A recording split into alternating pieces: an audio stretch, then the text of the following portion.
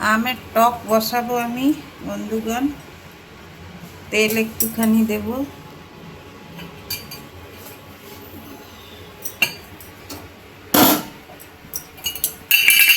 চাটনিতে তো বেশি তেল লাগে না, একটুখানি তেল দেব, খালি সর্ষেগুলো ফোটার মতন।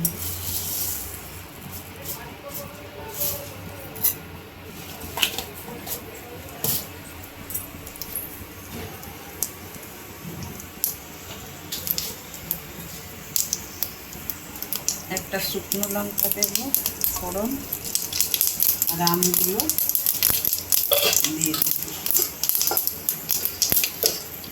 সর্ষেগুলো দেখুন সুন্দর ফুটে গেছে। এবার আমগুলো দিয়ে দেব। আমের চাটনি আমাদের রোজ লাগবে, এই জন্য আমটা আমার রোজ বানাতেই হবে।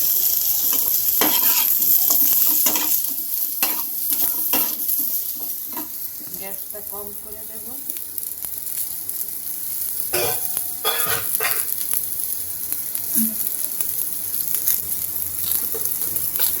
একটুখানি নুন দিলাম,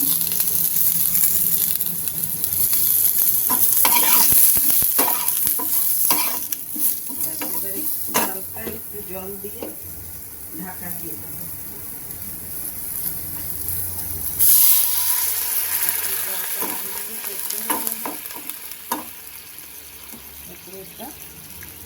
ঢাকা দিয়ে দেবো।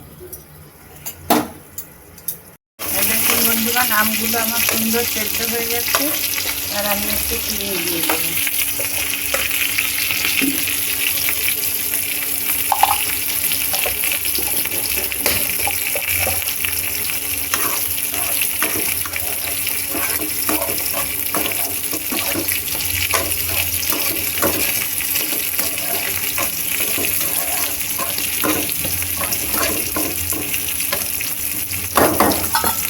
ঢাকা দিয়ে দিই, চিনিটা গলে যাক। চাটনিটা আমার এরকম একদম রসাম মতন হয়েছে। আর এতে একটুখানি আমি ভাজা মশলা দিতে পারি, ভাজা মশলা করে রাখি। গ্যাসটা বন্ধ করে দেব, আর হালকা একটু ভাজা মশলা দিয়ে দেব।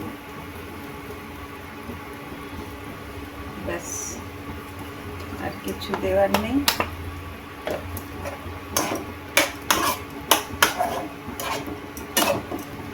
একটা ঢাকা দিয়ে